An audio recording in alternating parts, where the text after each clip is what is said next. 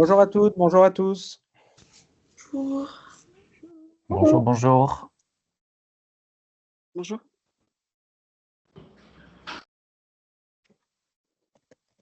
On va attendre quelques minutes que les participants se connectent progressivement. Je vous remercie d'être là aujourd'hui. Donc, on va parler de la communication auprès des jeunes. En préparant le webinaire avec donc Margot Mazière de Sud-Ouest, Océane Charrier du Futuroscope et Anaïs Verlet de Charente Tourisme, on s'est rendu compte que, bien sûr, c'était un vaste sujet parce que ça vient croiser pas mal de comportements, pas mal d'attentes. Donc voilà, la présentation qui va être faite aujourd'hui sera assez dense. On espère riche aussi d'enseignements pour vous, on n'en doute pas. Mais voilà, si vous avez des questions pendant tout le long de ce webinaire, n'hésitez pas à la poser dans l'espace commentaire. Et en fin de session, on pourra revenir sur ces dernières. Et voilà, y répondre au mieux. Je ne sais pas si vous avez eu l'occasion de participer au rendez-vous du CRT, mais donc c'est le 12e webinaire de l'année. Ça s'inscrit sur le plan d'action 2024 du CRT.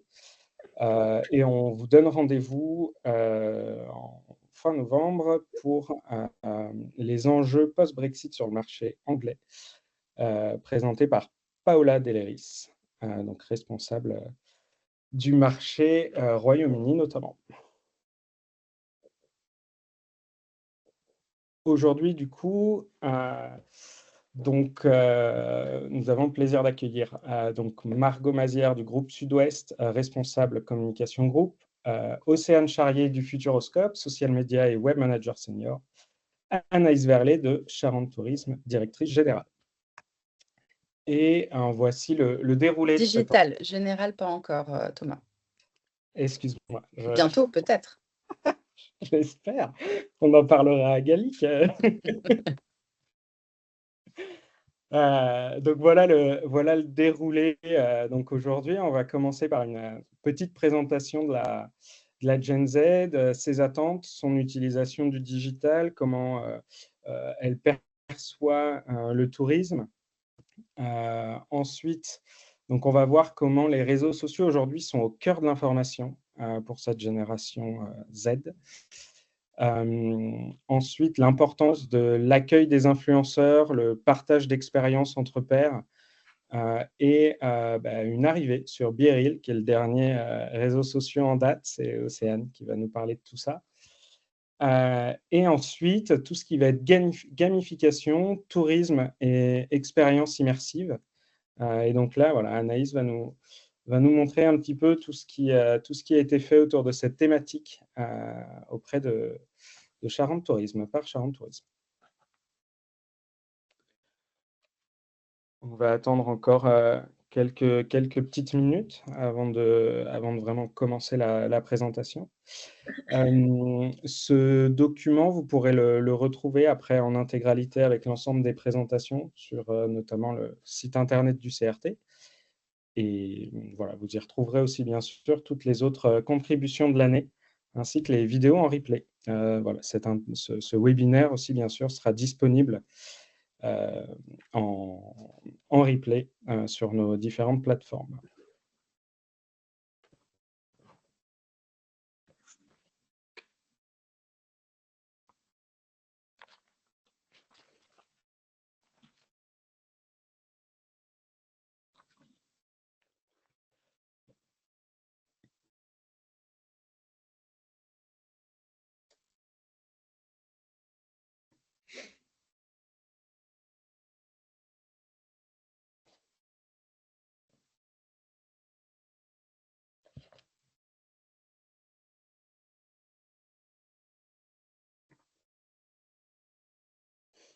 On a une petite vingtaine déjà actuellement, je crois, donc on va attendre 28, même ça monte un petit peu plus.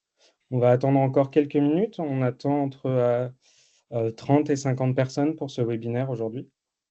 Si vous avez d'ailleurs des gens qui peuvent être intéressés, j'ai eu la question déjà, n'hésitez pas à partager le lien dans vos équipes. il est bien sûr disponible pour tous ceux qui ont le lien.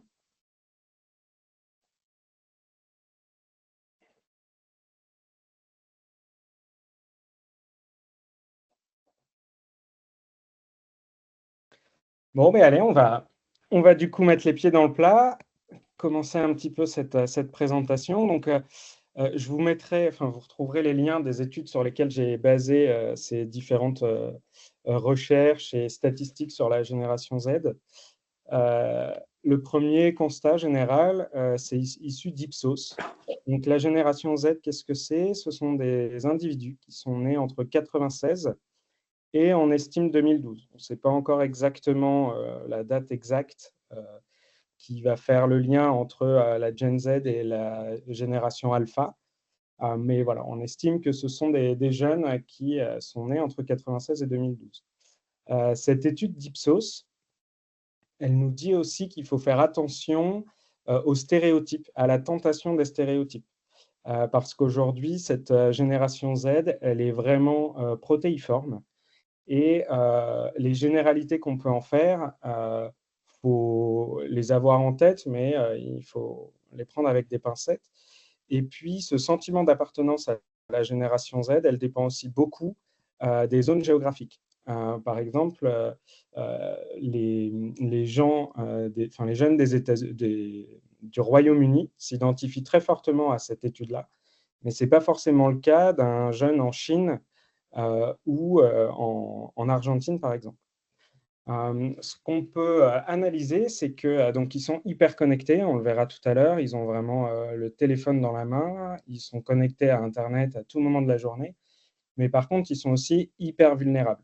Ils ont été, comment dire, soumis à des messages publicitaires, à des injonctions comportementales à travers les réseaux sociaux, à travers leur connexion systématique à Internet. Et donc, du coup, ils sont vulnérables aussi. Il y a pas mal d'anxiété, il y a aussi pas mal de harcèlement scolaire. Donc, c'est voilà, une génération qui est hyper connectée et hyper vulnérable. Il y a aussi une différence entre l'éco-conscience et l'éco-engagement. Ce sont des gens qui ont conscience du changement climatique, mais qui, paradoxalement, ne font pas encore suffisamment pour répondre à ces besoins que l'on va avoir pour faire mieux vis-à-vis du dérèglement climatique. Et enfin, il y a des grands sujets qui reviennent très souvent chez eux, c'est les questions d'inclusivité et d'égalité des sexes. Mais là, les études observent, donc elles sont partagées à la fois par les hommes et par les femmes, mais les études observent qu'il y a quand même un clivage des genres avec des sujets qui sont surreprésentés chez les femmes par rapport aux hommes.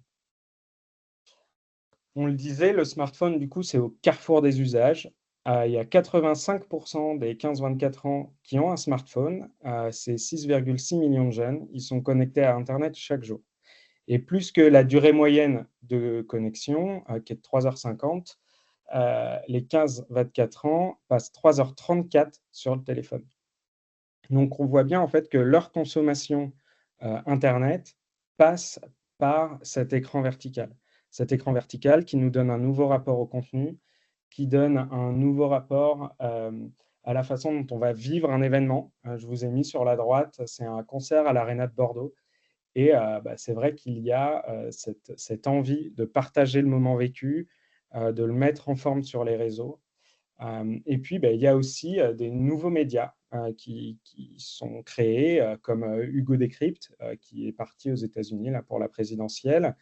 Et on va voir en fait qu'à travers les réseaux sociaux, les jeunes aussi vont pas seulement consommer du contenu qu'on leur propose, mais vont aussi être en phase active de recherche. Et c'est notamment par ce biais-là qu'ils vont rechercher l'information quotidienne.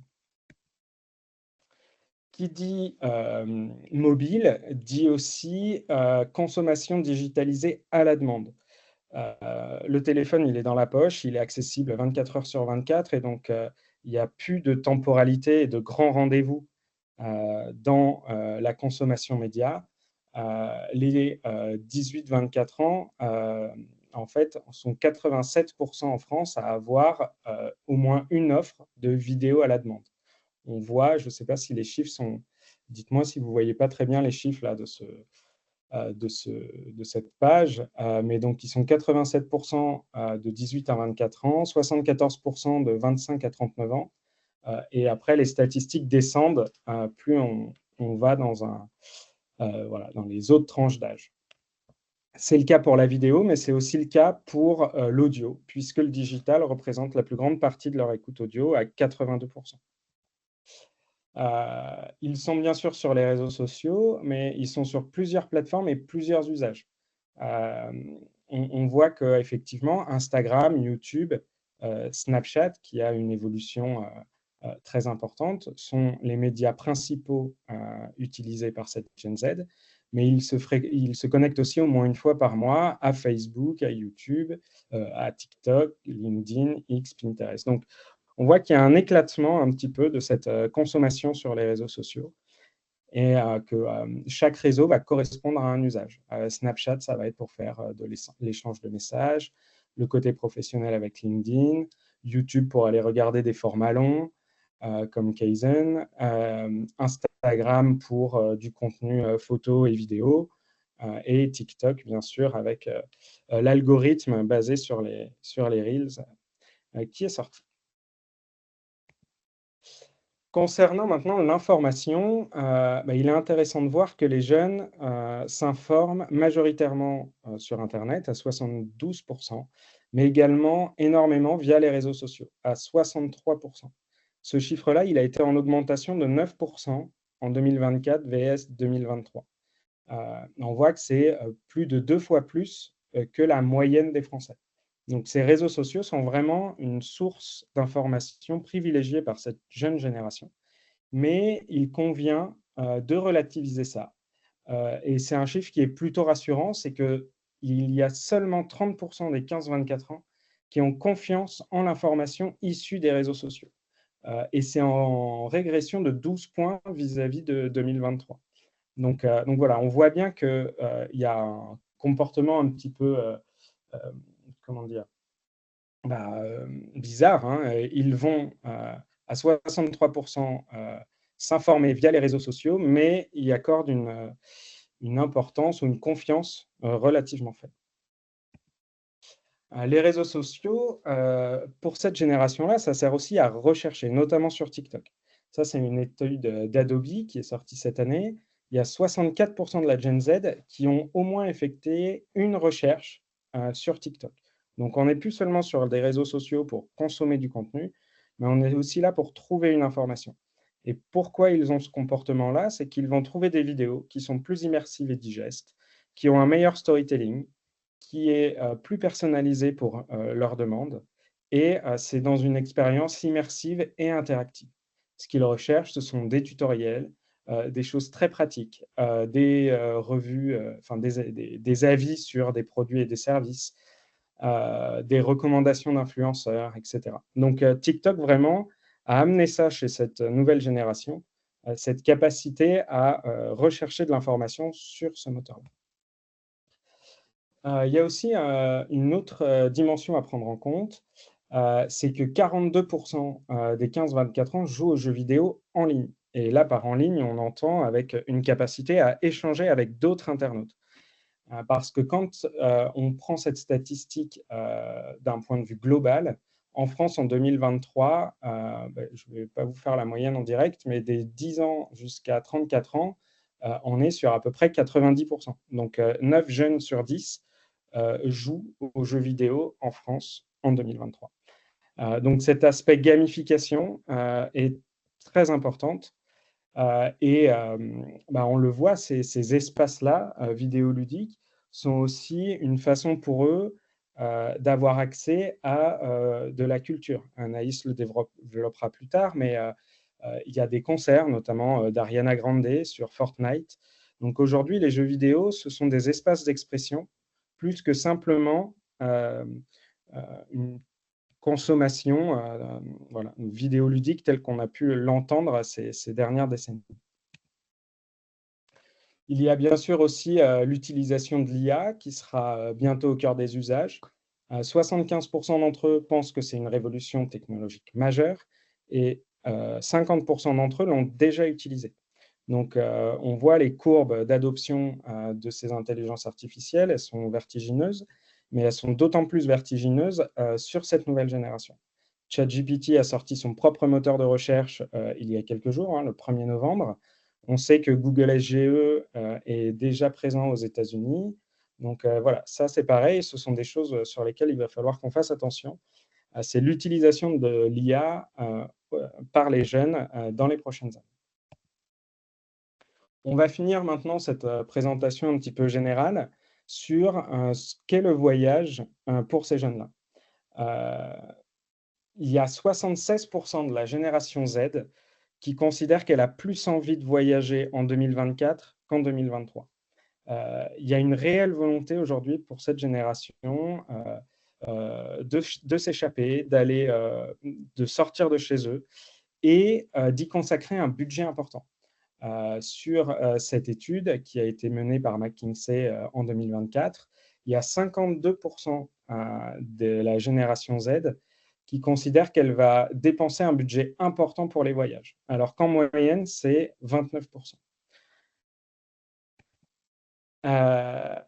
Les voyages forment la jeunesse, c'est un vieil adage qui date du siècle des Lumières, mais on voit que c'est toujours vrai. Aujourd'hui, il y a 76% de la Gen Z et des millénials qui estiment que les voyages en disent long sur qui ils sont. C'est le cas des deux exemples que j'ai mis en illustration sur la droite. Vous avez une influenceuse qui s'est spécialisée dans les voyages en train, qui l'a fait un récit de 5000 km avec une inconnue et son chien. Cette inconnue, c'était simplement une de ses followers avec qui elle a sympathisé. Et par opportunité, elle est allée faire en toute simplicité, c'était au Canada, donc, mais voilà, sur un coup de tête, elle est partie pour vivre cette expérience hors du commun. Et je vous ai mis aussi à côté la Mad Jack, où là, le but, c'est de rejoindre la Creuse en autostop. Et ce sont des types d'expériences qui sont vraiment valorisées par cette jeune génération. Aujourd'hui, il y en a 88% qui affirment que les voyages ont un impact sur leur développement personnel. TikTok est au cœur du cycle du voyageur aujourd'hui. C'est une étude vraiment intéressante faite par Ibis. Et ce que j'en ai retenu, alors parmi les nombreuses choses, c'est qu'il y en a 17% des voyageurs qui aujourd'hui disent que TikTok est leur source principale d'information pour la sélection de leur future destination. 27% pour Instagram. On parle de la source numéro 1. Ça veut dire qu'aujourd'hui, la place des réseaux sociaux est évidemment prépondérante dans le secteur touristique. Mais quand on voit que TikTok est aussi un moteur de recherche, aujourd'hui, on n'est plus seulement sur les réseaux sociaux pour inspirer, on n'est plus seulement sur les réseaux sociaux pour montrer des belles images, mais on est aussi sur les réseaux sociaux en tant que communicant pour aller répondre à des requêtes précises formulées par ces utilisateurs. Je finirai sur cette slide-là qui est aussi issue, ces enseignements sont aussi issus de l'étude dont je vous ai parlé d'Ibis, qui est de dire que c'est la passion qui va déclencher le séjour et putain la destination. Il y a 84% de la Gen Z qui préfèrent sortir des sentiers battus et il y en a 77% qui choisissent leurs expériences en fonction de leur intérêt personnel. C'est une passion trail, très bien. On va aller taper quelles sont les plus belles destinations pour aller faire du trail. On est fan d'événements sportifs, très bien. J'ai un match de rugby ou de football à aller voir. Qu'est-ce que je vais pouvoir faire autour? Comment je vais pouvoir organiser mon séjour autour de cette manifestation sportive? Je souhaite aller à un concert d'Ariana Grande ou d'autres.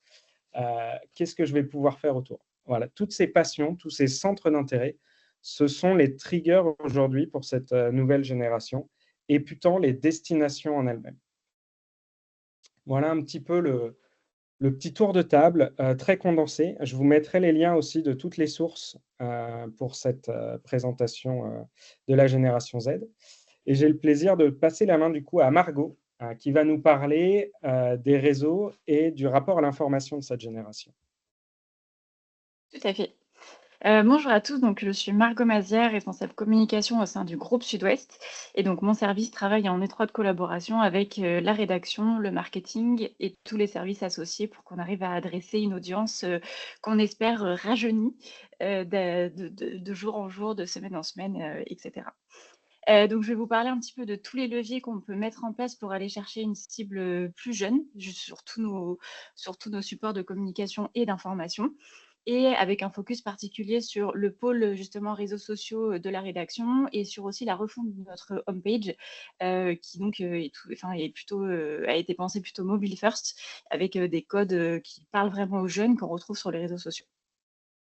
Donc d'abord, les leviers qu'on a mis en place ces dernières années à destination des jeunes, ça a été dans un premier temps, comment en faire une cible qui puisse avoir une récurrence sur nos médias.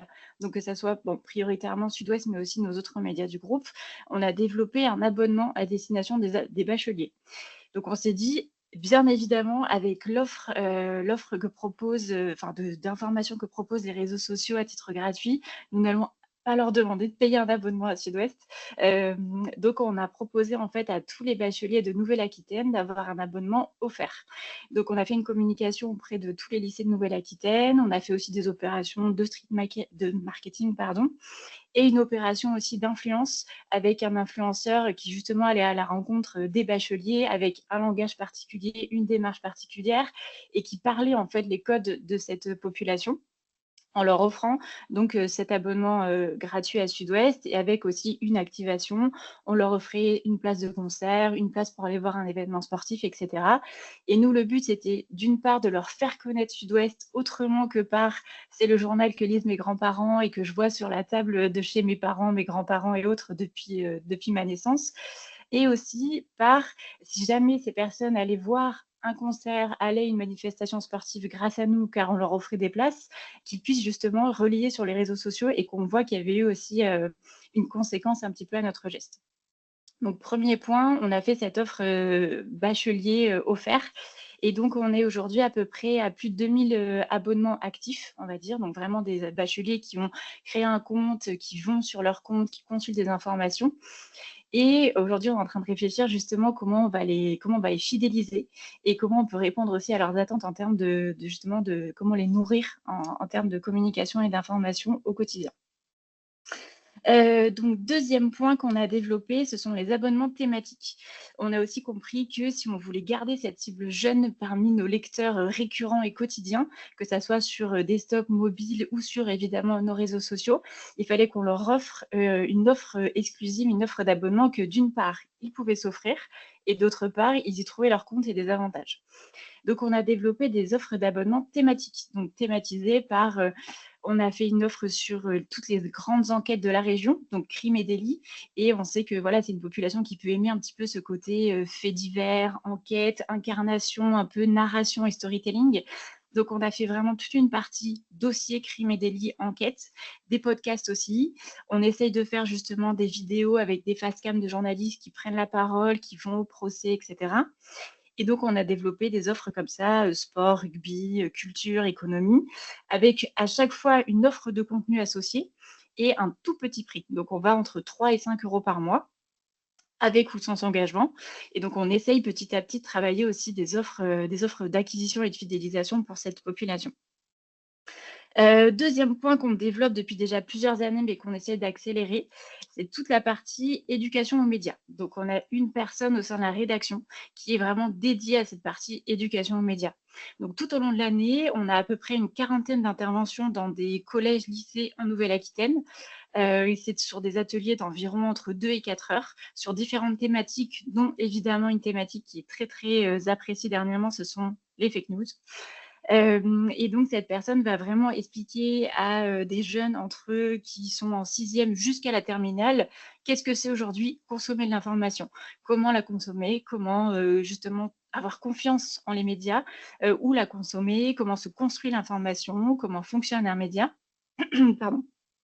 Et donc, c'est un format qui est très apprécié au sein des établissements et aussi par les élèves, puisqu'il y a une demande aussi via le Pass Culture, etc. Donc, on espère doubler en tout cas le nombre d'interventions qu'on fait sur cette partie, toujours en Nouvelle-Aquitaine en 2025, donc atteindre entre 60 et 70 interventions dans les établissements.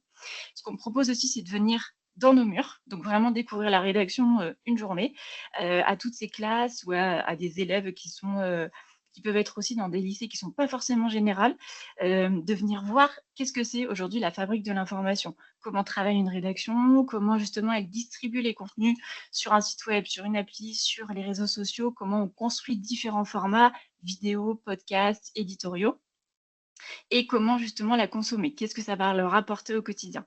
Et ça aussi, ça fonctionne très bien, donc on essaye de développer différents formats comme ça à destination des jeunes et des établissements. On a aussi fait depuis ces dernières années pas mal de hackathons avec des écoles. On essaye aussi de créer du lien justement en rentrant, on va dire, dans leur écosystème au quotidien.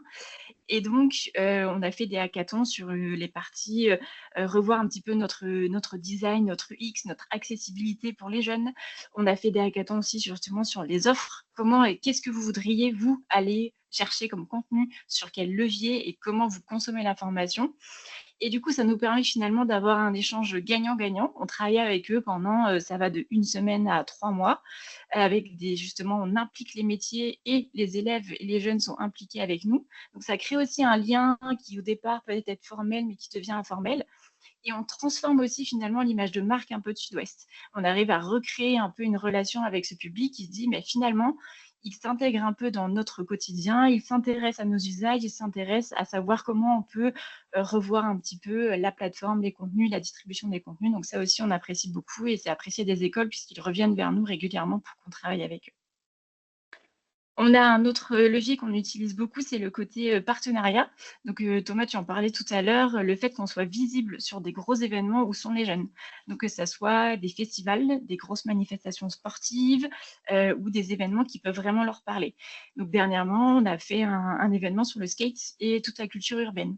Donc le but, c'était d'intégrer Sud-Ouest sur cet événement et que justement les jeunes se disent qu'il n'ait pas la réaction un peu épidermique de se dire mais pourquoi est-ce que je vois Sud-Ouest sur un événement de skate, et qu'ils se disent plutôt ah cool, je vais retrouver des vidéos sur cet événement sur Sud-Ouest, je vais avoir un relais informationnel sur cet événement sur Insta ou sur TikTok de Sud-Ouest, et qu'on arrive un petit peu à que cette greffe entre le média qui aujourd'hui a 80 ans et des jeunes qui justement sont la Gen Z, ne connaissaient pas le média autrement par le papier, arrivent à se dire moi aussi je peux trouver mon compte justement via ce média.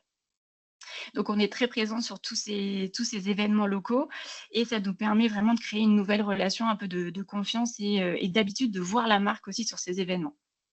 Grâce à ces événements justement, le pôle social média de la rédaction, qui aujourd'hui est composé de 4 personnes, fait et donc a une nouvelle stratégie de faire des vidéos qui reprennent un peu, on va dire, les grands événements de la région, les grandes actualités et vraiment aussi ce qui peut parler à toutes les communautés un peu engagées de la Nouvelle-Aquitaine. Et donc, par exemple, petit chiffre un peu anecdotique, mais qui est très important pour nous, cet été, on a eu un plus 20 millions sur nos vidéos qui ont été faites, sur tout justement ce qui était les fêtes dans les Landes, dans le Pays basque, les festivals de musique, etc. On a eu plus 20 millions de vues sur nos vidéos comparées à l'année précédente parce qu'on arrivait à faire des vidéos peut-être plus quali, plus incarnées, qui parlaient davantage justement aux audiences qu'on peut retrouver sur Instagram ou sur TikTok. Donc, on est vraiment très contents. Sur cette partie justement, social media, pour faire un petit tour d'horizon un petit peu de nos communautés en termes de volume et de la stratégie qu'on met en place. Donc sur Instagram, on a à peu près 280 000 ou un petit peu plus followers, il me semble. Je parle uniquement de Sud-Ouest.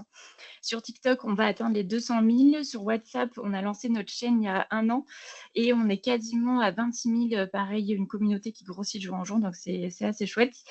Sur LinkedIn, qui est moins consommé par les jeunes, mais plus aussi par les personnes en sortie d'études, donc ça peut aussi les toucher. On atteint quasiment les 17 000. Et sur Facebook, même si ça ne touche pas forcément les jeunes, on a plus d'1 million de personnes. Donc, on est aussi un petit peu tiraillés entre se dire, il faut vraiment qu'on arrive à s'investir sur les nouveaux réseaux, donc TikTok, Instagram, et créer du contenu pour eux. Mais il faut toujours qu'on arrive à distribuer ce contenu sur des réseaux de type Facebook, où on a des grosses communautés très engagées qu'il faut qu'on continue à alimenter et à gérer.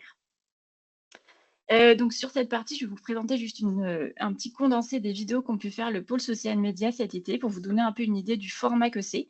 Donc c'est beaucoup plus incarné, comme disait Thomas tout à l'heure, il y a une notion aussi beaucoup de storytelling. On met vraiment en histoire et en marche les actualités qu'on présente. On ne montre pas juste un fait d'actualité, on va vraiment créer un contexte, créer une histoire pour que la personne se sente davantage engagée et revienne du coup voir des vidéos régulièrement.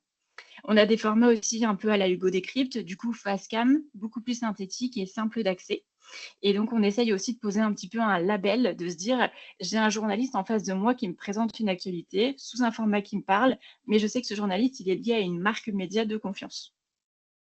Alors, je vais vous partager donc cette petite vidéo. Hop.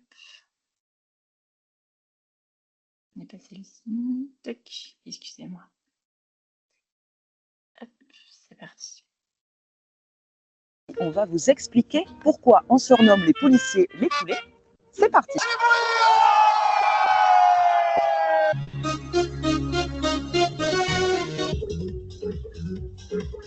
C'est le Star Wars Day et pour l'occasion, une dizaine de cinémas organisent un grand visionnage marathon des 9 épisodes de la saga. Non, vous n'êtes pas dans un épisode de Stranger Things, mais bien en Dordogne. Ce phénomène, ça s'appelle un farfadet et cette photo, elle a été relayée par la NASA.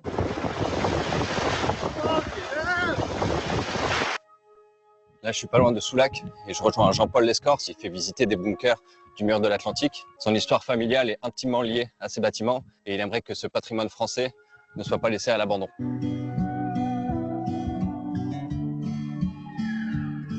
On stabilise à peu près une soixantaine d'espèces de requins présentes dans les eaux françaises. Sur la façade atlantique, par exemple, il y a une dizaine d'espèces. Moi, il y a 10 ans, j'ai été diagnostiquée sur un cancer du sein. Ça a été un tsunami. Je me retrouve double amputé fémoral au niveau des genoux. Au cours d'une opération, j'ai subi une explosion, ce qui m'a coûté la perte de mes deux jambes. À 35 ans, nous les Girondins, on les a pas vus gagner tant que ça. Un jour, il faudra parler de comment ce club en est arrivé là. La demi-finale du top 14, c'est ce soir. L'UBB va affronter le Stade français ici au Matmut Atlantique à Bordeaux.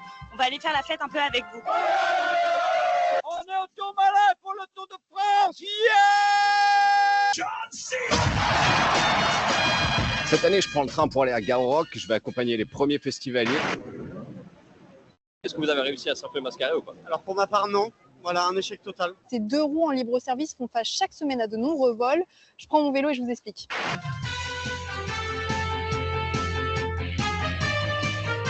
« 33 mètres de haut.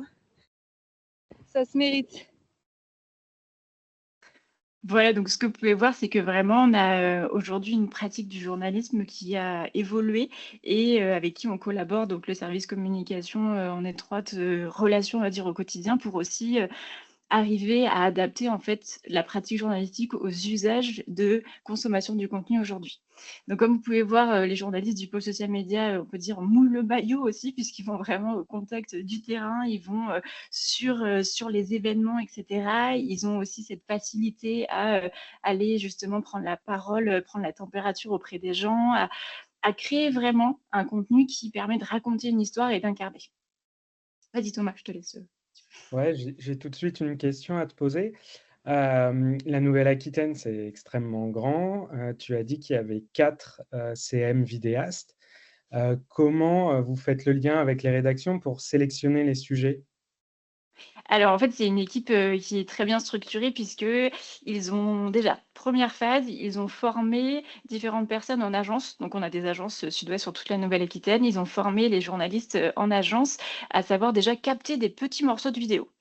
Et ce qu'ils font ensuite, c'est soit ils vont récupérer ces petits morceaux de vidéo et eux, ils vont créer toute une histoire autour. Donc vraiment, ce pôle de 4 personnes va faire tout le montage, va agrémenter, faire un face cam, etc. Parce que vraiment, en termes de face cam, on se limite à peu près entre, je crois qu'on est entre 6 et 8 personnes, enfin 6 et 8 journalistes maximum, puisqu'il faut aussi vouloir le faire et être à l'aise. Donc on a ce pôle plus des éditorialistes et des journalistes thématiques, on va dire, donc sport, enquête, qui eux sont très à l'aise et acceptent de le faire. Mais le reste des rédactions donc envoie du contenu. Et donc, ce pôle social média monte ses vidéos. On en publie à peu près 3 par jour. Et juste petit point sur toutes les vidéos qu'on a publiées juste sur 2024, qui n'est pas encore terminée, on en a à peu près une trentaine qui ont dépassé le 1 million de vues en organique. Donc vraiment, on ne les a pas du tout poussés, mais juste, en fait, le contenu a vraiment bien fonctionné. Et c'est aussi un cercle très vertueux puisque les agences donc voient que les actus locales, bah, en fait, ça marche, ça fonctionne, que faire même une petite captation vidéo, ça peut effectivement suffire puisqu'on a aussi une cellule derrière qui peut mettre en valeur dans un nouvel écrin ce format vidéo et donc rendre viral ce contenu. Donc ça a vraiment donné un nouveau souffle très chouette côté rédaction et côté nouvelle création de contenu. Et donc juste pour terminer, je vous montre notre nouvelle home qui a été mise en ligne hier et qui a adopté justement des nouveaux, on va dire, des nouveaux usages un peu plus UX, enfin, on va dire un parcours utilisateur un petit peu mobile first, avec des codes qui parlent davantage aux populations jeunes. Et donc, par exemple, ce que vous retrouvez tout de suite, juste en dessous du menu, c'est cette partie-là que vous allez forcément retrouver dans la partie Instagram pour les stories, les réels, etc. Et donc, comme pour des réels et comme pour des stories, en fait, on peut swiper, on peut regarder, on peut cliquer et on quitte de la même manière. Évidemment, ça rend mieux sur mobile, mais déjà sur desktop, on permet à la population jeune de retrouver les codes qu'ils vont aller trouver quand ils vont regarder sur leur téléphone sudouest.fr et une population peut-être un peu plus âgée de retrouver des codes réseaux sociaux sur leur ordinateur. On a aussi, dernier point, mis très en avant le côté vidéo. Donc, comme vous pouvez le voir ici, on a tout un carrousel avec justement la mise en valeur des vidéos qui ont été faites par le pôle social média sur aujourd'hui la page d'accueil de Sud-Ouest. Et dernier point, on a donc mis en place des articles maintenant vidéo. Donc, en plus de retrouver ces formats vidéo sur les réseaux sociaux, on crée aussi sur sudouest.fr des articles où vraiment la partie éditoriale est illustrée par une vidéo qui prend la place de l'image et qui donc peut être consultée et qui est en fait le condensé de l'article qui reprend les infos clés de l'article. Donc c'est aussi une belle évolution qu'on a su mettre en place et donc on espère que cette greffe entre le public plus jeune et notre média de 80 ans qui a encore de belles années à vivre devant lui prendra petit à petit. Merci beaucoup. Top, merci à toi. Anaïs, tu avais levé la main à un moment donné. Tu souhaitais poser une Oui, question. j'avais une question, mais en fait, j'ai eu ma réponse entre-temps. Je me demandais où était la barre de recherche sur la homepage du site internet. Et en fait, c'est la petite barre où on voit nouveaux sites, etc. J'ai vu une petite loupe, donc j'imagine que c'est ça la barre de Oui. recherche. Ouais, tout à fait, elle est là et puis elle est dans le menu aussi. Et en fait, on ne l'a pas mis particulièrement en avant puisqu'on se rend compte qu'on n'a pas beaucoup de recherche via la homepage. La homepage, c'est vraiment notre vitrine. Donc, il faut qu'on ait les contenus directement. Donc là, ce qui nous permet de mettre la vidéo en avant, c'est au top parce qu'on sait qu'il va y avoir beaucoup de clics. La partie fil d'actualité locale aussi, on sait que c'est très demandé et donc que ça va bien fonctionner. Mais assez peu de recherche, en fait, intermaillage sur le site. On remonte très bien dans les moteurs, donc c'est ça pour nous le plus important. C'est vraiment le côté référencement. Et pour le choix des thématiques en snack content, short vidéo, j'imagine que vous vous référencez sur ce qui se passe sur les réseaux sociaux, Insta et TikTok pour les mises en avant sur la homepage? Oui, tout à fait, mais on essaie toujours aussi d'avoir ce clin d'œil avec le local. Enfin, par exemple, sur la semaine des élections américaines, on aura une vidéo sur les élections américaines et le reste va traiter de l'actualité locale. On essaie toujours d'avoir aussi cet équilibre qui permet de répondre aussi aux demandes même un public jeune finalement va aller chercher de l'actualité plutôt locale chez nous et finalement sur le national ou international, il ira chercher même pas sur un média en particulier. Il va voilà, tomber sur une vidéo sur TikTok ou sur Insta, scroller dans sa loupe, etc. Donc nous, on va essayer vraiment de leur apporter cette complémentarité entre le contenu local et oui, évidemment, on couvre les actus nationaux avec ces nouveaux formats. Ok, super. Eh bien, encore merci Margot. On va maintenant écouter le Futuroscope qui va nous parler donc de l'influence et de sa stratégie auprès des jeunes sur le partage de contenu. Océane, c'est à toi. C'est à moi. Bonjour à tous. Oula. Je ne vais pas présenter comme ça. Tac. Plutôt partager.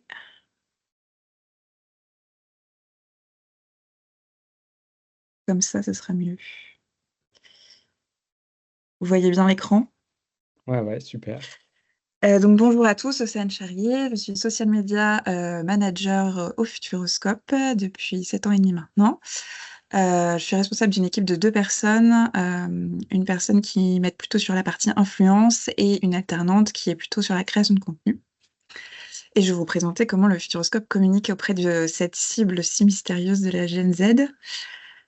D'abord, je vais commencer rapidement par une petite présentation du Futuroscope. Donc, on est le premier parc d'attractions inauguré en France en 1987 et on est le premier site touristique de la région Nouvelle-Aquitaine.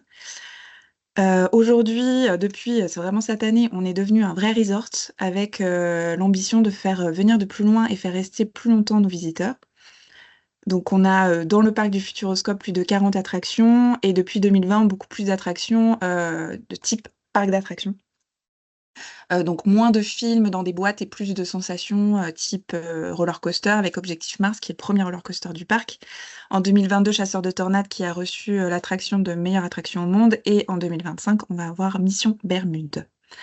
On a aussi de magnifiques hôtels depuis 2022. L'hôtel Station Cosmos qui a un 4 étoiles et qui est une vraie base spatiale très immersive avec son restaurant le Space Loop.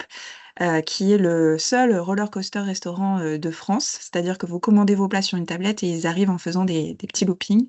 C'est assez sympa. Et l'hôtel écologique qu'on a ouvert l'année dernière, qui est plus un hôtel déconnexion, rapprochement à la nature. C'est des petites cabanes en bois, complètement différent du premier. Et enfin, on a ouvert cet été l'Aquascope, qui est un parc aqualudique complètement unique en France, qui mêle à la fois ce qu'on sait faire, c'est-à-dire des technologies, des écrans, etc., et aussi des sensations. Donc c'est un très très grand parc. On a une zone immersion avec plein de projections, des films qui interagissent aussi avec l'eau, etc. On a une zone pour les enfants. On a 8 toboggans, un rift et une plage extérieure. Et donc, l'Aquascope vient vraiment terminer le resort Futuroscope Experience. On a aussi 2 expériences complémentaires qui sont l'Arena Futuroscope, qui est une salle de spectacle de 6000 places, qui accueille d'ailleurs le mois prochain l'élection de Miss France 2025, et Zero Gravity, qui est le premier centre de chute libre indoor de la ville. Donc voilà pour la petite présentation de notre resort.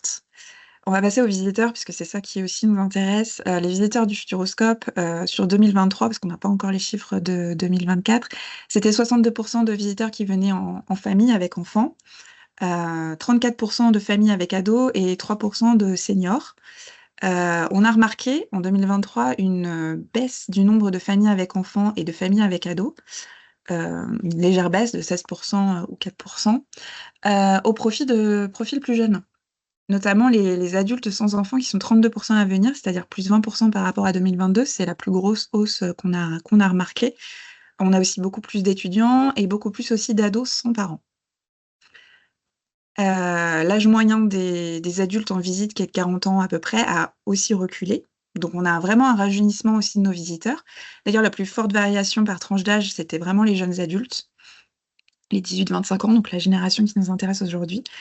Et surtout les primo-visiteurs, c'est-à-dire les personnes qui n'étaient jamais venues au Futuroscope et qui viennent pour la première fois, et les multivisiteurs récents, c'est-à-dire ceux qui attendent vraiment peu de temps entre chaque visite, sont vraiment plus jeunes.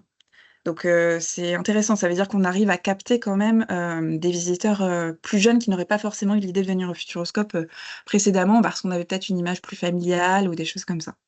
Et donc c'est bien parce qu'ils viennent aussi plus souvent que des multivisiteurs anciens qui attendent en moyenne 5 ans entre 2 visites. Et comment on a réussi à faire ça justement? Ça passe d'abord par les réseaux sociaux.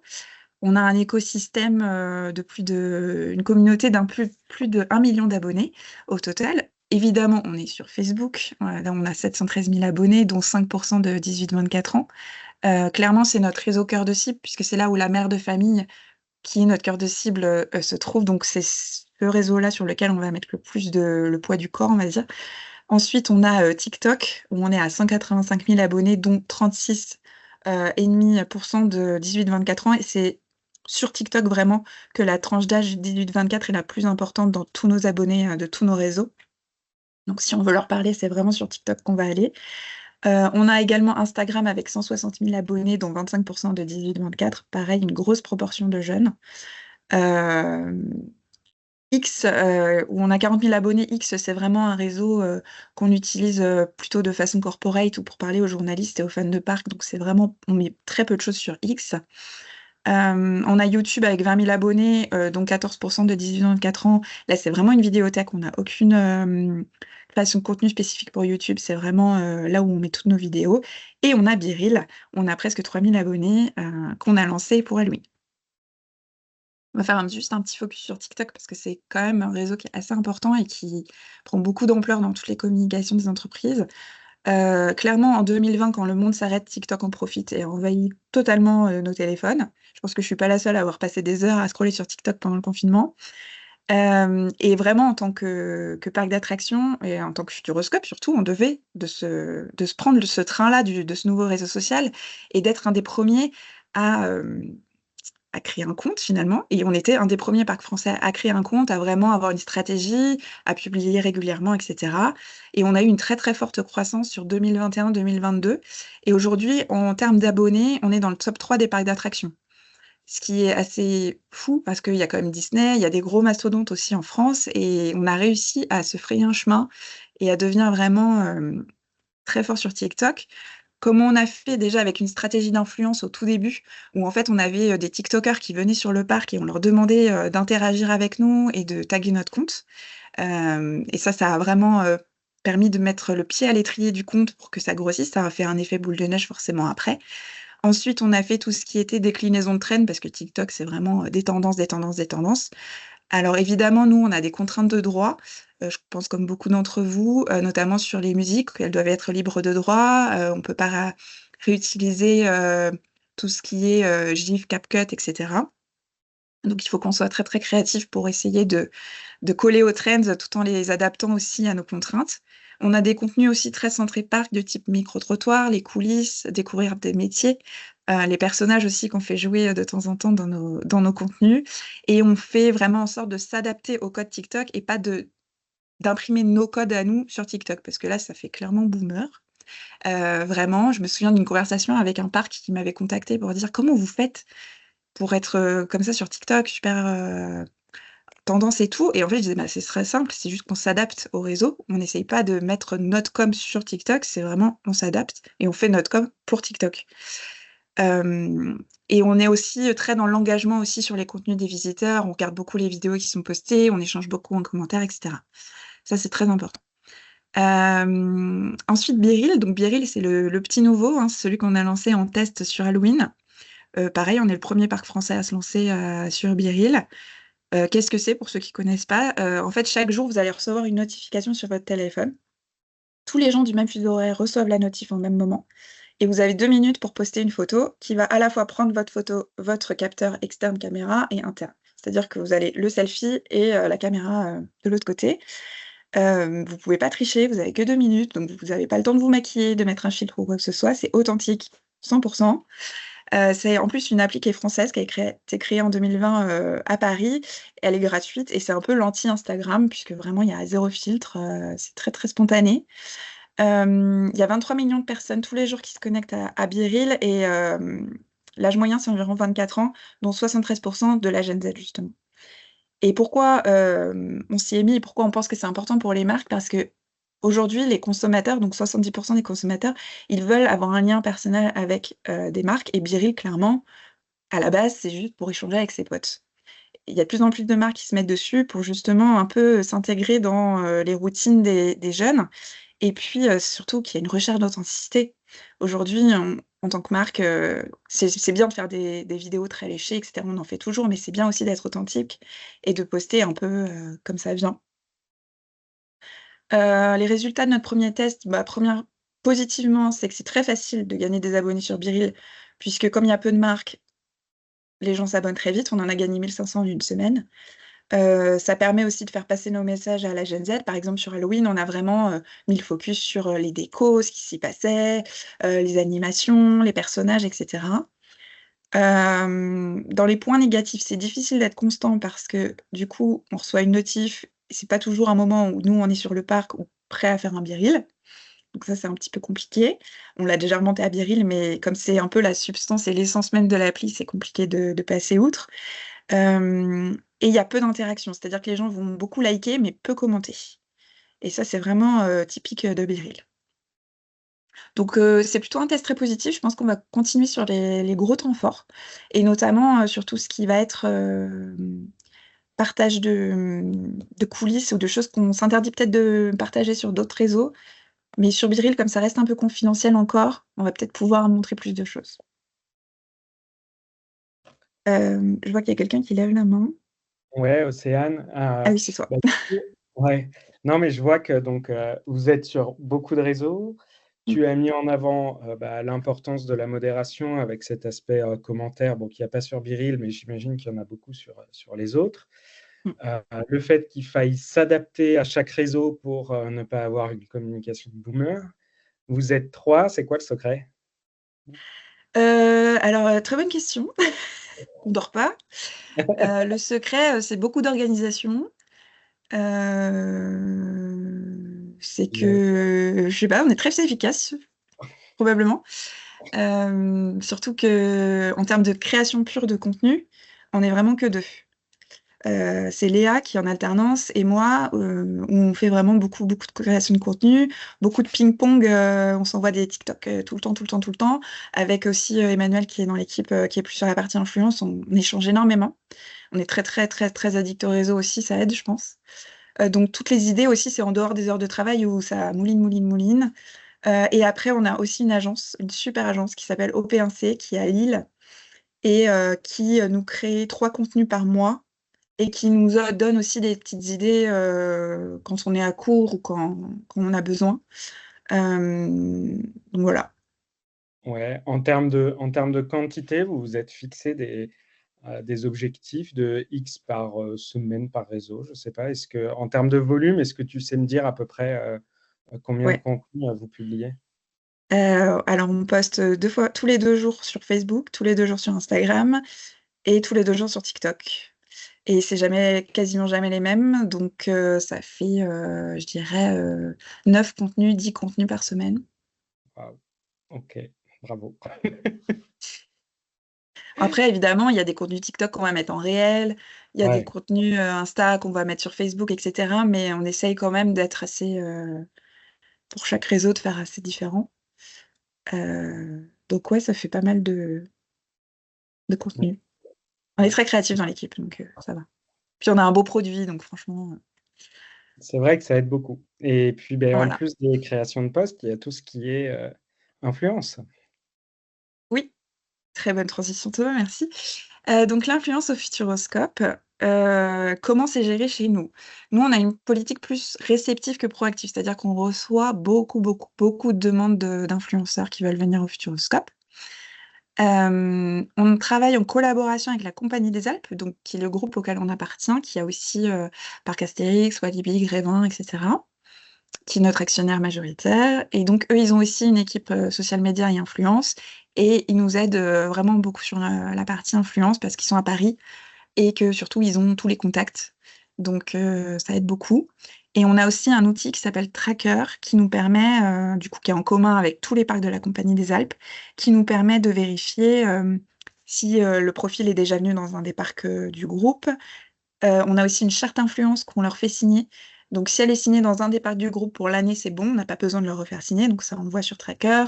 On peut également, évidemment, analyser toute leur audience, s'ils ont des faux abonnés, quel est leur taux d'engagement. Parce que, par exemple, un très gros compte qui a un tout petit engagement, ça va pas forcément être aussi intéressant qu'un plus petit compte, mais qui a beaucoup d'engagement et qui fait bien le taf, pour le coup, qui fait plein de stories et tout ça. Donc voilà, ça, on analyse avec cet outil-là. Et depuis 2021, on a aussi une agence qui s'appelle Profile, qui est à la base une agence de RP, donc qui nous accompagne sur toute la partie relations presse, mais qui a aussi une partie influence, et qui, sur tout ce qui est voyage de presse, événements un peu particuliers, va sourcer les profils et négocier leur venue. Et puis le jour J, lors de l'événement, nous aider à gérer tout ce petit monde. Donc voilà, comme je disais, on a deux choses. On a les demandes entrantes, donc celles-là, c'est les profils qui vont nous contacter pour venir au Futuroscope. Donc d'abord, la demande entrante, elle va être gérée par l'équipe, souvent Emmanuel, du coup, qui travaille avec moi, qui va analyser le profil. En fonction du profil, elle va proposer un package, c'est-à-dire soit juste des entrées, soit des entrées avec un pass premium pour faire moins d'attente, soit on va ajouter l'hôtel. Nous, on a une politique à la Compagnie des Alpes, c'est qu'on ne paye jamais les influenceurs pour venir. Déjà, on leur offre beaucoup de choses et on ne paye pas le transport. Donc voilà. Donc on va proposer des packages comme ça en fonction de l'engagement, de la taille de la communauté, etc. Ça part en négociation avec le profil ou l'agent, souvent le profil directement.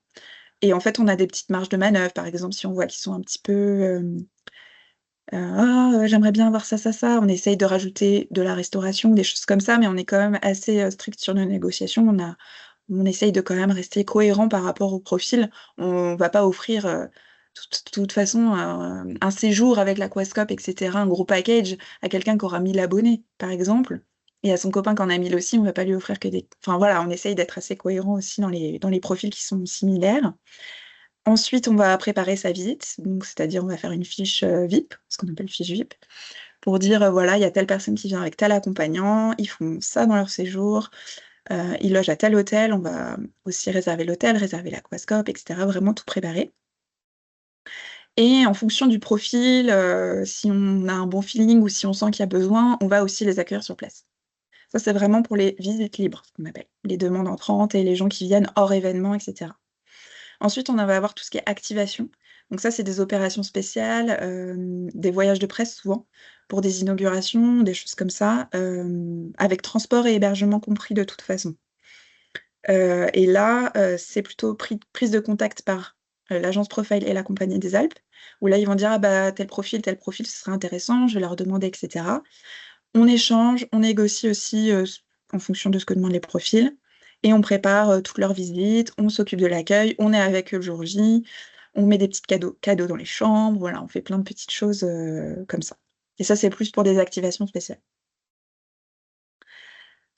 Sur 2024, on a accueilli 150 profils, ce qui a généré plus de 2000 postes et 2 millions d'engagements.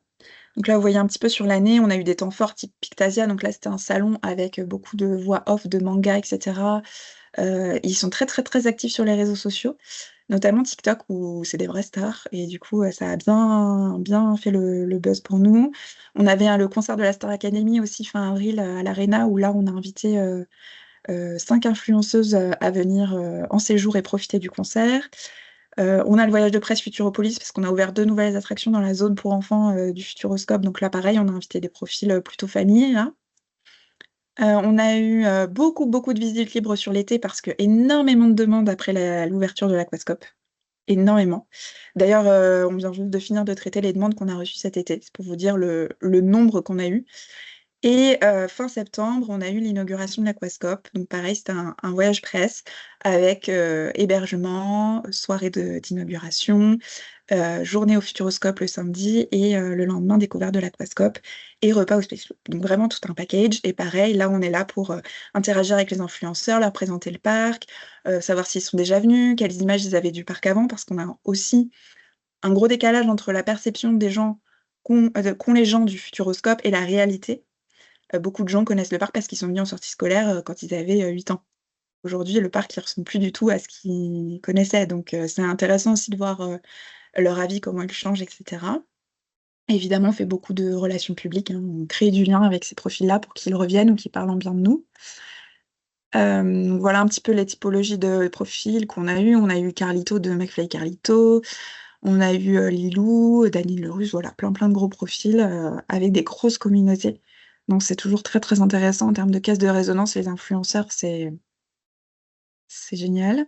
Donc ça, c'est quelques contenus qui ont été postés par les influenceurs justement pendant les voyages de presse. Donc ça aussi, c'est Tracker, notre outil, qui nous permet de justement capter tous les contenus qui ont été faits par les invités lors de l'événement. Donc nous, on rentre leur profil, on met dans une campagne et ça nous ressort tous les contenus qui ont été publiés, ce qui est génial parce que souvent dans les événements, on n'a pas le temps d'aller sur Instagram, regarder toutes les stories de tous les profils, donc ça nous permet de, a posteriori, pouvoir les regarder et savoir, ah bah lui, il a fait des super trucs, lui, il a rien fait, ça arrive aussi. Voilà, de faire un petit peu un état des lieux suite à l'événement et puis de savoir quel profil aussi on a envie de réinviter parce que ils ont fait des chouettes contenus ou au contraire, des gens qui n'ont rien fait et là on se dit bon bah c'est un peu dommage quoi. On a aussi tout ce qui est accueil de tournage. Donc, on a certains influenceurs qui découvrent aussi que le Futuroscope, c'est sympa pour faire des vidéos. Parce qu'on a notamment l'hôtel Station Cosmos qui est vraiment une station, une base spatiale. Et du coup, en termes d'image, c'est assez magnifique. On a Michou qui a fait un de ses clips, Jamais lâché, au Futuroscope, à l'hôtel Cosmos particulièrement. Qui était aussi la chanson de le lancement de Just Dance 2023. Donc, grosse équipe avec Ubisoft, avec beaucoup de moyens. C'était extrêmement intéressant. Et Michou, pour le coup, est venu plusieurs fois au Futuroscope avec sa compagne et ils adorent le parc. Donc, c'est vraiment un super contact. On a aussi Guizy qui est venu à une inauguration et qui en a profité pour rester le lendemain pour aller faire des petites vidéos avec les visiteurs du parc déguisés en aliens. Ça paraît, c'était très très drôle. Et ça, à chaque fois, il y a au moins un membre de l'équipe qui suit le tournage et qui s'assure que, évidemment, ça respecte aussi les visiteurs et nos valeurs. Et voilà. On a aussi fait des collaborations. Là, c'est l'exemple de la campagne pour Étincelle, qui est notre attraction 2023, qui était un film sur les super-héros français. Et en fait, on a demandé à 4 influenceurs, plutôt connus pour leur pop culture, leur vulgarisation historique ou des choses comme ça, de faire un petit contenu pour parler de Étincelle, les super-héros français, leur histoire, etc. et mettre en avant la sortie de l'attraction. Donc ça, on l'a fait avec une agence qui s'appelle Newscreen. Il y a eu 4 millions de vues sur la campagne, parce qu'elle a été boostée, évidemment. Donc de très bons résultats. Et on est très contents. Et du coup, on a aussi invité les talents à venir. Évidemment, ils ont été rémunérés, puisqu'on leur a demandé de créer du contenu spécifique et on a fait des retours, etc. Mais on les a aussi invités sur le parc pour venir découvrir Étincelle. Et enfin, pour terminer, tout ce qui est visite libre, ce que je vous disais précédemment. Donc ça, c'est des profils qui nous contactent pour venir comme ça, en dehors de tout événement. C'est pas des gens qu'on va activer, c'est vraiment des demandes entrantes. Donc voilà, ils font plein de contenu et c'est plutôt chouette. Et donc ça, c'est un peu toute l'année. Voilà, j'ai terminé. Et je passe la main à Anaïs de Charente Tourisme, sauf s'il y a des Merci, questions, bien évidemment. Océane. J'ai vu que Thomas levait la main. Ah pardon, j'ai pas vu. Et Ouais. ta vignette frise un peu. Ma vignette frise un peu. Non, pas la tienne, celle de Thomas. Ah, Ouais, effectivement. Alors, bon, désolé pour la vignette. Océane, du coup, même quand vous activez des accueils, vous ne rémunérez pas les influenceurs, j'ai mal compris ou jamais. Waouh. Et donc, Jamais, sauf s'il y a une création de contenu spécifique, évidemment, puisque c'est leur travail. Mm. Mais quand on les invite sur des événements type voyage de presse, etc., ils sont pas obligés de faire du contenu. Oui. Donc on ne les Il n'y a rémunère pas de contrat. Bah oui, Voilà, c'est ça. Vu qu'il n'y a pas bon, d'obligation de création de contenu derrière, Non. il n'y a pas d'obligation de rémunération. C'est ça. après, donc c'est ce que tu disais aussi, et c'est l'introduction de ton propos, hein, les gros investissements qui ont été réalisés ces dernières années, qui ont été là pour aussi booster l'expérience client et faire en sorte qu'en fait ces influenceurs aient envie de venir parce qu'ils savent que pour leur communauté, ils vont aller pouvoir créer du contenu engageant, s'appuyer dessus et avoir des bonnes statistiques sur leurs vidéos. Donc, bon, tout le monde n'est pas en capacité d'avoir des aussi gros investissements pour développer l'expérience client, mais toute proportion gardée, je pense que c'est aussi très important. Ça vient corroborer un petit peu cette statistique qui était en introduction, qui disait que c'est l'expérience qui vient générer du séjour et non plus la destination en elle-même. Donc, ok, mais c'est beau de faire venir autant de belles personnes comme ça sans pas de rémunération. Super. Moi, j'avais une petite question pour toi, Océane. C'était la provenance de votre clientèle 18-24. Très bonne question. Ça, j'ai pas les chiffres. La plupart de nos visiteurs viennent à moins de 3 heures de route. Ouais. C'est vraiment notre zone de chalandise. Justement, c'est aussi pour ça qu'on a créé ce resort, c'est pour faire venir de plus loin et faire rester plus longtemps. Parce que c'est vrai qu'on va avoir tendance à faire plus de route si on sait qu'on va y rester 2 jours, 3 jours, etc. On a la problématique avec les influenceurs aussi. Comme on ne prend pas le trajet en compte, on a beaucoup de mal à faire venir des influenceurs de Marseille, Lyon, toute cette zone qui est beaucoup moins accessible en transport, même si on a une gare dans le parc. C'est vrai que c'est plus difficile de venir voilà, de cette zone-là. Oui, parce que ça nécessite de repasser par Paris, donc forcément, c'est beaucoup plus long. Voilà, Mm. c'est ça. Ok, ça marche. Bon, bah, je vais enchaîner.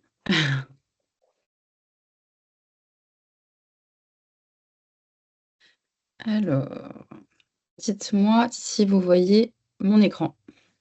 Ouais, super. Alors, il y a beaucoup de textes, contrairement aux autres présentations. Donc, je vais passer rapidement sur cette slide-là, mais on parle depuis tout à l'heure de gamification.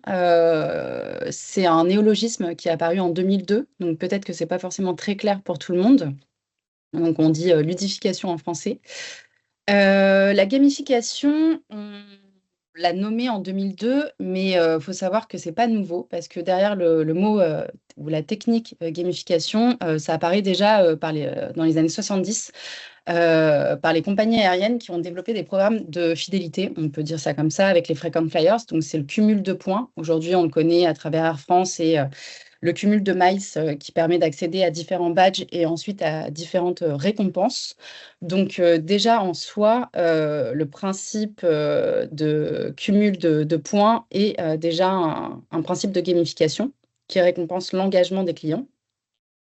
À noter qu'on est tous des joueurs au quotidien. On ne s'en rend pas forcément compte. J'ai fait une journée de travail hier avec des étudiantes d'Excelia où on leur demandait si elles étaient joueuses au quotidien. Donc, elles pensaient jeux vidéo sur console, mais les réseaux sociaux, les sites internet, les jeux concours, tous ces principes-là de gamification sont déjà des jeux en soi. Et il faut noter que sur le jeu vidéo, ce qui remporte le plus d'adhésion, c'est le jeu mobile. Et le jeu mobile, il y en a pléthore sur nos téléphones portables qu'on a tous les jours dans les mains. Donc finalement, on est tous finalement des joueurs. L'industrie du jeu vidéo, donc pour celles et ceux qui ne le savent pas, est une industrie très importante qui est loin devant le cinéma et la musique. Les livres, n'en parlons pas, et c'est un chiffre d'affaires de 6 milliards d'euros en France en 2023.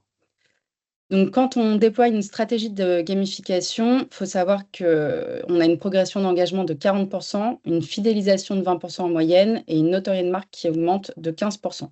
Donc, c'est vraiment pas à prendre à la légère pour les marques et les destinations. J'ai mis quelques exemples que j'ai trouvés en version indoor ou outdoor. Donc là, on a le centre Georges Pompidou qui a travaillé avec la société Bright et avec le ministère de la Culture pour mettre en avant donc, ces œuvres d'art. Donc, c'est des jeux ludiques. On a 6 univers de jeux. J'ai passé un petit peu de temps dessus, comme je disais à Thomas lundi. Il n'y a rien à gagner.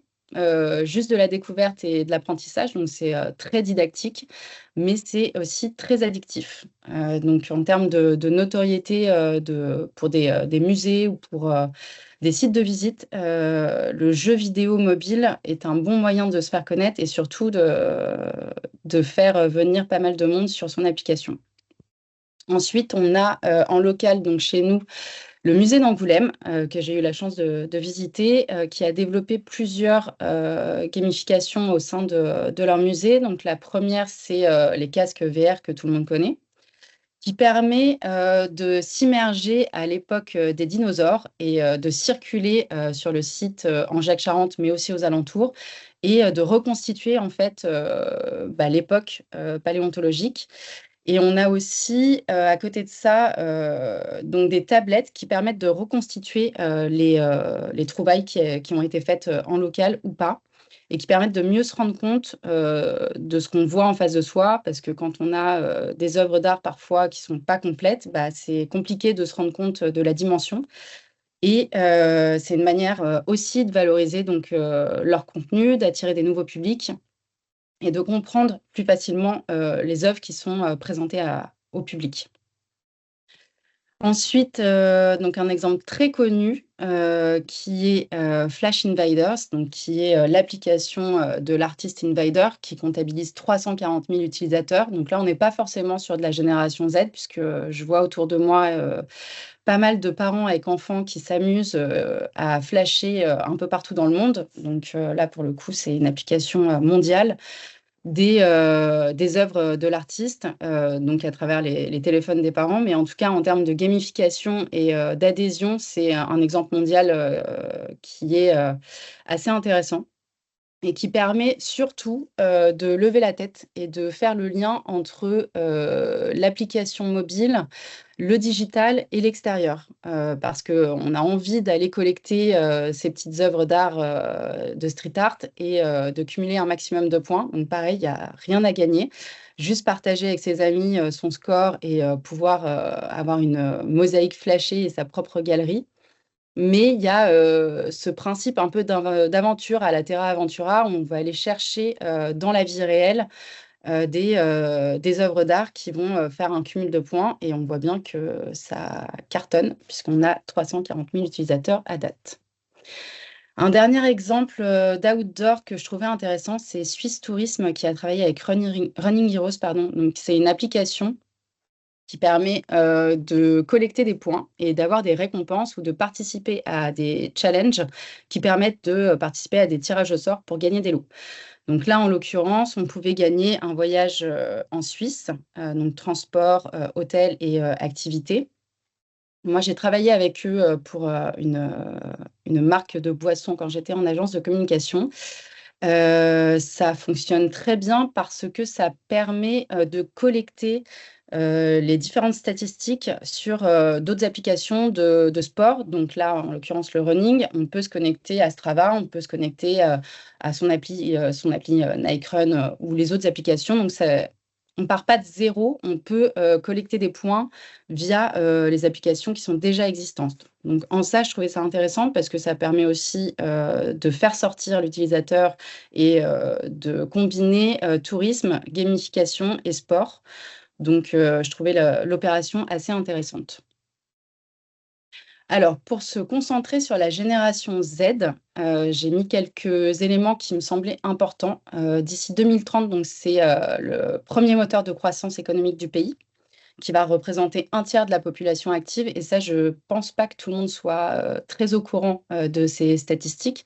Donc, on parle de vouloir toucher la génération Z depuis le début de cette intervention, mais c'est vraiment stratégiquement indispensable de pouvoir leur parler puisque ce sera les consommateurs de demain. Et en plus, par rapport au voyage, donc là, on a pas mal de personnes qui travaillent pour des sites de visite ou qui font partie d'ADT. Voyager, c'est leur priorité première en matière de dépenses, comme l'a dit Thomas. Et on a 90% de cette génération qui est activement impliquée dans le gaming. Donc, pour nous, la gamification, c'est primordial à prendre en compte pour nos actions. Donc, la recherche d'expériences immersives, et ça permet effectivement de capter le visiteur avant, pendant et après la visite. Donc, il y a un fort enjeu pour nous ADT. J'ai mis l'exemple d'Inoxtag que je trouvais intéressant parce qu'on fait souvent la critique du jeu vidéo en disant que ça isole les jeunes et qu'ils ne sortent pas de chez eux. On voit bien que sur les statistiques, c'est faux, puisque c'est une génération qui est très impliquée dans le gaming, mais qui voyage énormément aussi. Donc, ce n'est pas du tout paradoxal. Et dans son documentaire, moi, il y a un élément qui m'a marqué, c'est que justement, c'est le fait de jouer aux jeux vidéo qui lui a donné envie de voyager et de vivre des aventures dans la vie réelle. Alors, j'introduis petit à petit le métavers, puisque nous, on a travaillé avec une agence qui s'appelle Wheatland, qui nous a aidé à développer 3 espaces que je vais vous présenter par la suite pour Charente Tourisme, pour Angoulême et pour Châtelaillon-Plage. Donc, pour recontextualiser, un métavers, c'est un univers numérique interactif et immersif, donc qui est accessible sur mobile, sur ordinateur, tablette ou en casque VR si on veut vraiment être en immersion totale. Et c'est un mix finalement entre un site internet qui va nous donner de l'information, un réseau social pour avoir le côté interaction et le jeu vidéo puisqu'on va circuler à travers son avatar et avoir une dimension 3D, donc dans un espace qui est ludique et gamifié. J'ai mis 2 exemples que je trouvais intéressants. Donc, c'est Qatar Airways, qui est une compagnie aérienne qui a développé donc, son métaverse avec le Qverse et un premier équipage de cabine donc, qu'ils appellent MetaHumain. Et ça permet en fait de découvrir l'environnement des différentes cabines proposées par Qatar Airways, de pouvoir s'enregistrer, de pouvoir accéder à un programme de fidélité. à travers Sama, qui est donc notre méta-humain qui nous accueille dans le Cuverse. Et puis, on a le festival Coachella qui a lancé sa version virtuelle dans Fortnite, puisque on le sait, Coachella, c'est très demandé. Pour avoir des places, il faut s'y prendre 8 mois à l'avance. Donc, c'est un festival qu'on ne peut pas forcément y aller facilement économiquement, déjà, si on n'est pas américain, et aussi parce que c'est très compliqué d'avoir des places. Donc, je trouvais ça intéressant de mettre en avant cette opération qui a été faite entre Coachella et Fortnite. Donc, pour le métavers de destination, donc c'est une extension finalement des sites web où on va retrouver de l'information touristique, les grands sites de visite, ce qu'on peut faire sur place, de l'information aussi sur le territoire. Et c'est une plateforme sociale où on va pouvoir converser avec un avatar, on va pouvoir converser aussi avec les autres personnes qui sont au sein de cet espace-là. Et on peut aussi faire de l'e-commerce puisqu'on pourra acheter, si on le souhaite, des nuits d'hôtel, des places pour accéder à des sites de visite.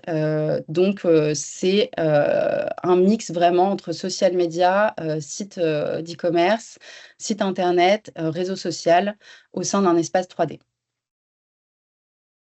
Donc nous, les objectifs par rapport à la création de ces métavers, qui sont une expérimentation, c'était donc de construire des espaces d'information à destination de la Gen Z qui se rend très peu sur les sites Internet, qui va utiliser, comme on l'a dit, TikTok ou Instagram comme un moteur de recherche, qui va du coup forcément moins se déplacer dans les offices de tourisme, on le sait, et donc vraiment engager un dialogue avec cette génération qui pour nous est très importante.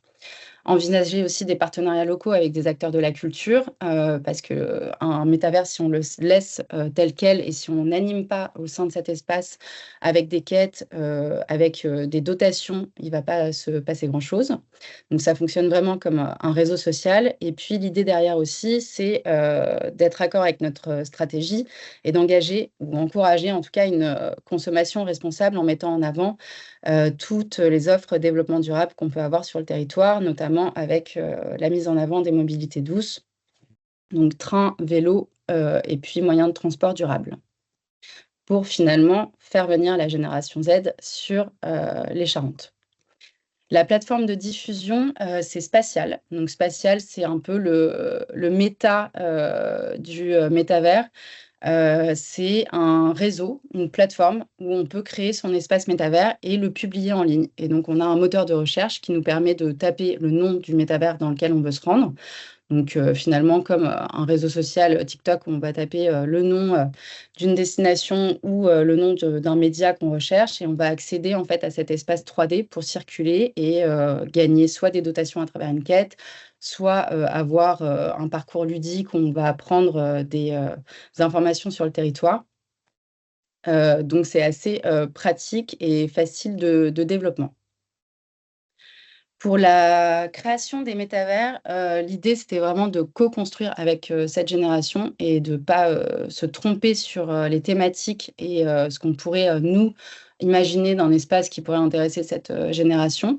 Donc, on a travaillé avec un panel d'étudiants d'Excelia. C'est important, je pense, de noter qu'on avait des étudiants français et étrangers, puisque les thématiques étaient autour, donc pas forcément de thématiques auxquelles on s'attendait, comme le patrimoine ou la culture, mais comme on avait des étudiants étrangers, eux, c'était des éléments qu'ils avaient envie de retrouver au sein de ces espaces-là, contrairement aux étudiants français, qui, eux, étaient plus intéressés par les sports nautiques, la gastronomie, les festivals et le sport en général.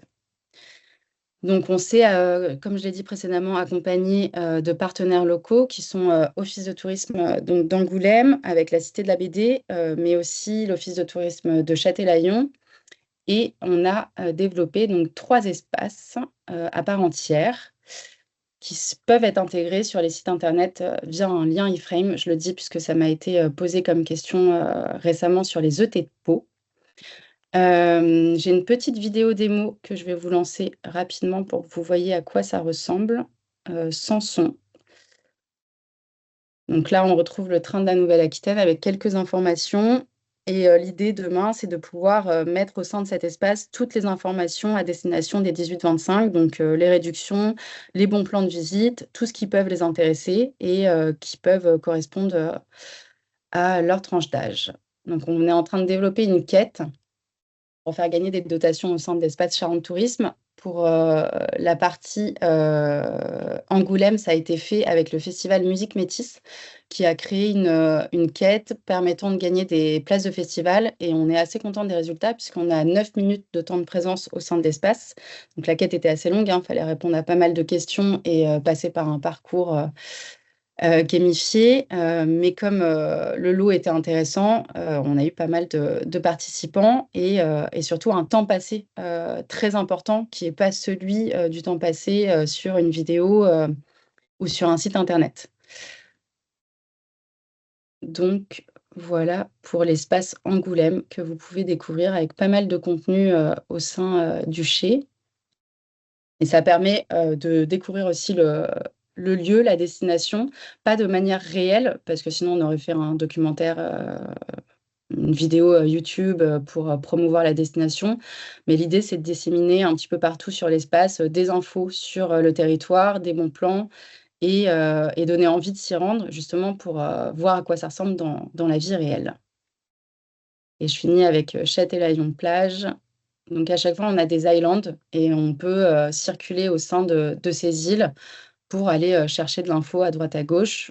Et donc l'idée, c'est de développer un maximum de quêtes aussi pour donner envie de finir des parcours et d'accéder à des expériences dans la vie réelle qui soient possibles à gagner en expérience immersive, mais surtout qui ne soient pas accessibles en temps normal. Donc on aimerait bien pouvoir faire visiter, par exemple, les archives du musée de la BD qui sont inaccessibles en temps réel, des rencontres avec des joueurs de rugby qui peuvent avoir lieu uniquement si on fait des partenariats avec justement des acteurs locaux. Enfin voilà, des expériences dans la vie réelle qui donneraient envie de participer à ces quêtes. Donc là, c'est la mise en avant du métavers d'Angoulême sur le site internet de Destination Angoulême. Et donc, suite à ça, on s'est dit que ce serait bien de développer aussi des avatars conversationnels. Donc, comme on appelle des PNJ, des personnages non joueurs, qui pourraient discuter avec les internautes pour répondre à différentes questions. Donc, ça nécessite aussi de la modération. Mais ce serait un petit peu le conseiller en séjour 3.0 qui représenterait donc un personnage de la Gen Z, comme on l'a dit. Ils sont plutôt orientés sur différents sujets qui sont justement de ne pas être dans des stéréotypes de représentation. Donc l'idée, c'est d'avoir un personnage qui soit de la diversité, qui soit non-binaire et qui puisse parler à tous, puisqu'on sait que c'est des sujets qui les touchent particulièrement. Je donne un petit exemple de métavers à l'étranger, c'est celui de Visit Wales, donc Pays de Galles, qui a sorti son métavers il y a quelques mois, au printemps dernier, et qui avait les mêmes intentions que nous, c'est-à-dire faire découvrir la destination à un public plus jeune et surtout faire venir des nouveaux visiteurs. Donc, ils sont aussi sur la plateforme spatiale. Il n'y a pas de quête pour le moment au sein de leur espace, mais on retrouve pas mal de vidéos didactiques et d'infos sur la destination. Donc, comme je disais, leur volonté, c'était de toucher de nouveaux publics et de promouvoir le Pays de Galles. Donc là, c'est un article de Tom Travel, où on a la ministre du Tourisme qui nous parle un petit peu du projet. Et puis finalement, ça ressemble véritablement à ce que nous aussi, on avait en tête, c'est-à-dire inciter à faire venir sur le territoire à travers une gamification en ligne. Je vous donne rapidement quelques chiffres clés. Donc, on a fait une conférence de presse en avril dernier. On a eu 30 articles au total avec de la presse écrite, presse web, radio, télé. On est assez content des retours puisqu'on n'avait pas forcément d'attente par rapport à ça. Et puis surtout, il y a eu un énorme flop autour de Meta qui nous interrogeait, nous, sur comment ça allait être reçu par la presse. Et finalement, ça a été extrêmement bien accueilli puisqu'on est sur une expérimentation. Et que quand on réfléchit à la génération Z et à leurs envies, on se dit qu'il y a un fort intérêt pour nous, les destinations, d'être présents sur ce type de plateforme. Donc là, c'est quelques exemples donc, de presse pro nationale et locale qui ont fait partie de ce plan presse et quelques retombées que je vous ai mis ici. Et je vais finir avec un podcast qu'on a sorti très récemment qui s'appelle Les pieds dans le plat, donc sur toutes les plateformes d'écoute, et notamment un épisode où je suis interviewée et où on parle de la génération Z en vacances, donc avec François-Xavier Gomère, pardon, de la société Whitland, qui donne pas mal d'éclairage et qui reprend quelques éléments qu'on a pu dire aujourd'hui dans cette présentation. Merci beaucoup, Anaïs. C'est vrai que les interactions entre le gaming et le tourisme ou la présentation d'une destination, ça fait effectivement longtemps que ça existe, hein. Il y a plusieurs exemples. Un récent que je peux avoir en tête, c'est Dordogne, un jeu vidéo basé sur des aquarelles qui vient retracer en fait un parcours mémoriel, sensoriel d'une petite fille qui va qui va voir la maison de sa grand-mère. Il y a toute la série Assassin's Creed qui nous permettait d'être dans une ville, de découvrir une ville à une certaine époque. On fait la promotion d'un tourisme durable, donc l'exemple va être un petit peu borderline, mais on peut quelque part être fier aussi de Flight Simulator, qui a remporté plein de prix et qui est développé par Asobo, qui est basé à Bordeaux. Donc voilà, c'est vrai qu'aussi les enjeux de gamification et du tourisme, de découverte d'un patrimoine, c'est vrai que c'est quelque chose, on a plusieurs exemples dessus. On arrive à la fin de cette intervention. On a beaucoup parlé sur les enjeux de communication de la Gen Z. On va finir sur une ouverture qui va nous prendre un petit peu de hauteur par rapport à ça, par rapport à, on l'a vu, ces consommateurs de demain, qu'il est très important de capter. Mais on sait que c'est aussi, on l'a vu, une génération qui a de l'anxiété, qui fait face à des injonctions, qui fait face à des outils qui parfois les empêchent dans leur développement personnel. Je vais vous partager du coup un extrait de vidéo qui est donc sur le compte YouTube de Léo Duff. Et voilà, ça terminera un petit peu notre webinaire d'aujourd'hui. On pourra prendre quelques questions, mais c'est vrai qu'on arrive à la fin. Donc, si vous en avez, n'hésitez pas, on sera pleinement disponible, hein, c'était le mot, pour répondre à vos questions. Il y a le replay, les présentations que vous pourrez retrouver sur le site du CRT. Et voilà, je vous laisse sur cette petite minute avec Léo Duff.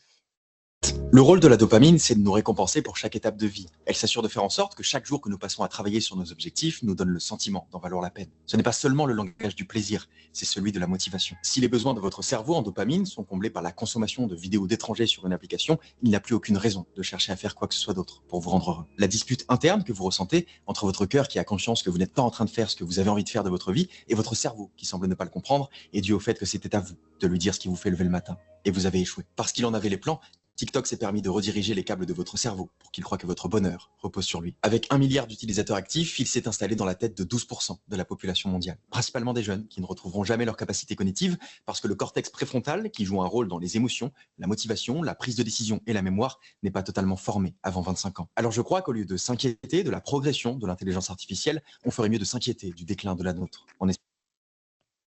Voilà, c'était pour remettre un petit peu en perspective voilà, les enjeux de communication qui sont notre quotidien, qui sont importants pour nos structures, mais de ne pas oublier que voilà, ces jeunes, ils ont besoin aussi, parfois qu'on les laisse tranquilles, de découvrir de nouvelles choses par eux-mêmes.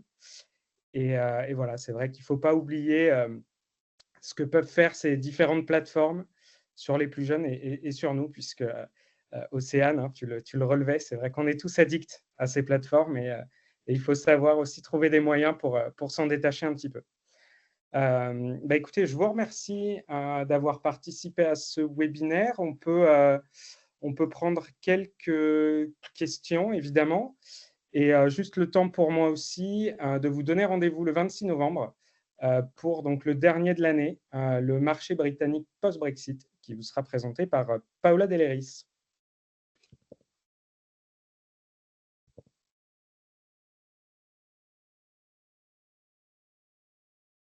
Il est 12h30 là, donc forcément, effectivement, il y a des obligations de repas.